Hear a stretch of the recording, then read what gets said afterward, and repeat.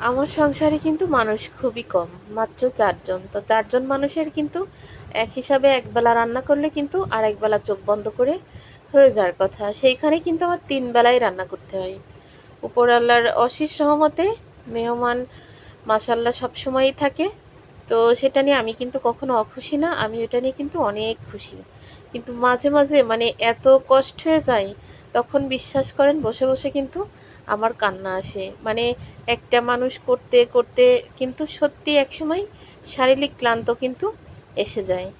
তো আজকে আমি এটা হচ্ছে চুইঝালের ময়লা। চুইঝালের পাশের যে ময়লা, সে ময়লাটা আমি একটা, একটা করে আমি আসলে গোশ রান্না করি আর মাছ রান্না করি। আমি নিজে হাতে না খোঁটা পর্যন্ত আর যারা বুঝি যে এরা আমার মতো করে খোঁটে, তাদের ছাড়া সত্যি কথা আমি কিন্তু ভক্তি করে কারোরটা খাই না।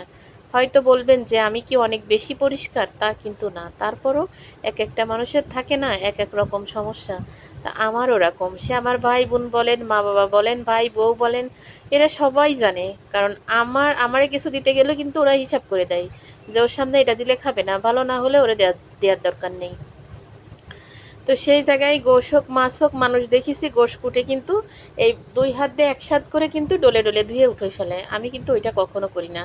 সে যদি ৫ কেজি গোশও হয় আমি একটা একটা করে খুঁটে খুঁটে একদম বেছে বেছে পরিষ্কার করে আমি ৩-৪ বার ধোবো। ১ম ধোবো এমনি একসাথে ধোবো, ২য় বার ধোবো হচ্ছে একটা একটা করে আমার যতক্ষণই লাগুক।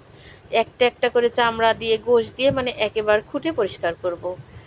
তো সকালে পাঙাশ মাছ দিয়ে আলু দিয়ে চুইঝাল দিয়ে রান্না করলাম, আলু ভাজি করলাম, ডিম ভাজি করলাম। ছেলের পরীক্ষা ছিল, খেয়ে চলে গেছে। আসলে রান্নাটা আমি ভিডিও ছাড়িছি ঠিকই কিন্তু ভয়েস করতে পারিনি। ভয়েস ছাড়াই কিন্তু ছাড়লাম। তারপরে এই যে হাঁসের গোশত রান্না করলাম, রুটি বানালাম।